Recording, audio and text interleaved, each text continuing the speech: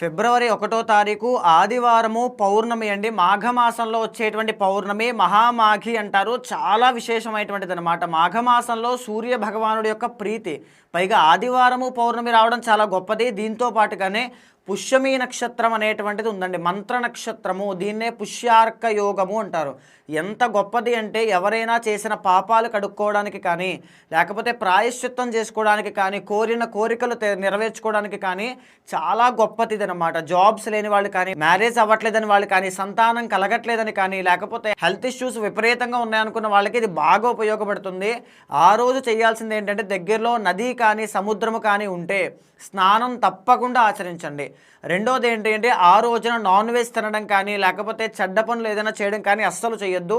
Hair cut చేయడం కానీ, గోర్లు తీయడం కానీ ఏది చేయొద్దండి. ఆ రోజు చాలా పవిత్రమైనటువంటి రోజు. ఏమి ఆలోచిస్తారో, ఏం చేస్తారో అలాంటివే జీవితంలో ఎక్కువగా జరుగుతూ ఉంటాయి. ఆ రోజున సాయంత్రం పూట మహాలక్ష్మీదేవికి తామర పువ్వులతో దండ అనేటువంటిది వేసి, పసుపుతోనూ కుంకుమతోనూ అమ్మవారిని అర్చించి ఆవు పాలు నివేదనగా పెట్టండి. చాలా అద్భుతమైన ఫలితాలు చూస్తారు. పైన ఒక మంత్రాన్ని పెడుతూ ఉన్నానండి. ఆ మంత్రాన్ని 108 సార్ల దగ్గర నుంచి 1000 సార్లు దాకా ఎంత చేస్తే అంత ఫలితం కనబడుతుంది. చాలా అద్భుతమైన ఫలితాలు చూస్తారండి.